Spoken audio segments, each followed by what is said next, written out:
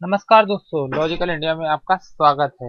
आज हम आपको बताने आ रहे हैं दुर्वासा ऋषि ने भगवान विष्णु को पैर क्यों मारा था। तो दोस्तों, इसके बारे में आगे बढ़ते हैं से पहले मैं आपको दरख्वास्त करना चाहूँगा कि आप हमें सब्सक्राइब करना ना भूलें, लॉजिकल इंडिया।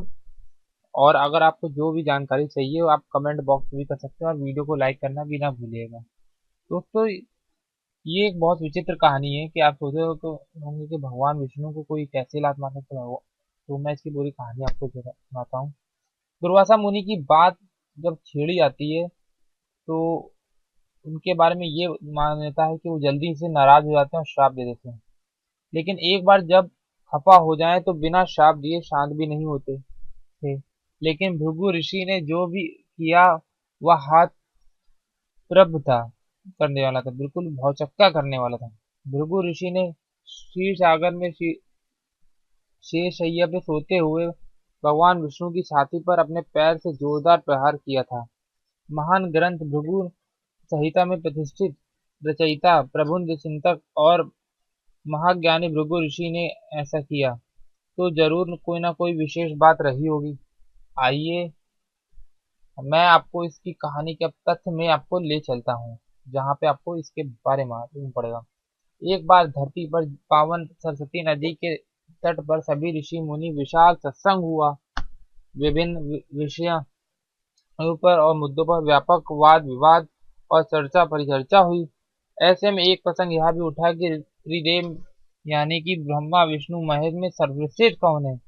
काफी तर वितर्क के बाद भी जब इस प्रश्न का समाधान न मिला तो सभी ने ऋषियों को श्रेष्ठ ऋषि भृगु ऋषि के यह चुनौतीपूर्ण दायित्व सौंपा कि पता लगाएं कि त्रिदेव में सर्वश्रेष्ठ कौन है।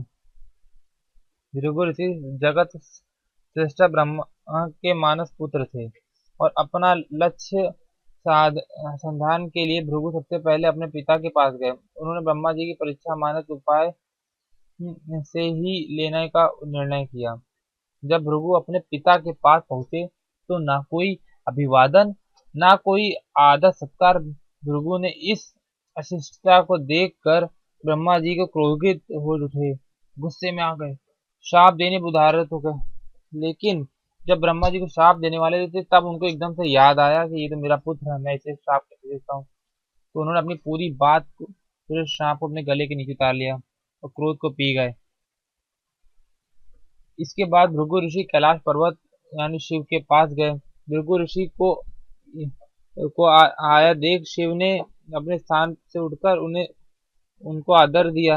लेकिन भृगु को तो कुछ सोचकर आए थे, इसलिए वे भूला बुरा कहकर शिव का अपमान करने लगे।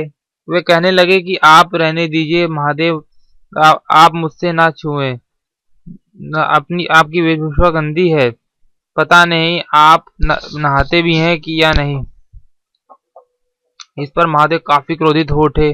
उन्होंने त्रिशूल उठा लिया, लेकिन ऐन मौके पर देवी पार्वती ने उन्हें रोक लिया। ब्रह्मा जी ने पुत्र होने के नाते प्राणदान की विनती की, तब जाकर शिव ने क्रोध में शांत हो पाया।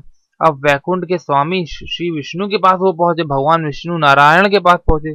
जब भृगु वैकुंठ पहुंचे तब विष्णु शेषशैया पे निद्रा में लीन थे।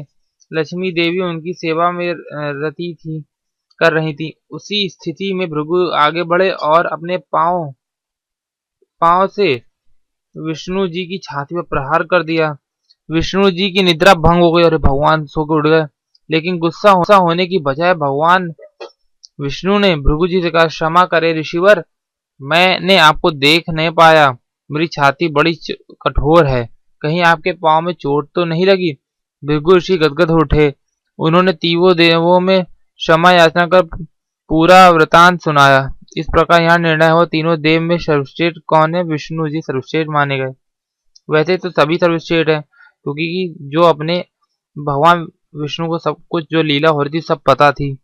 इसलिए दोस्तों, अगर आपको ये वीडियो अच्छी लगी हो तो तुरंत लाइक करिएगा और हमें सब्सक्राइब करना ना भूलिएगा। धन्यवाद।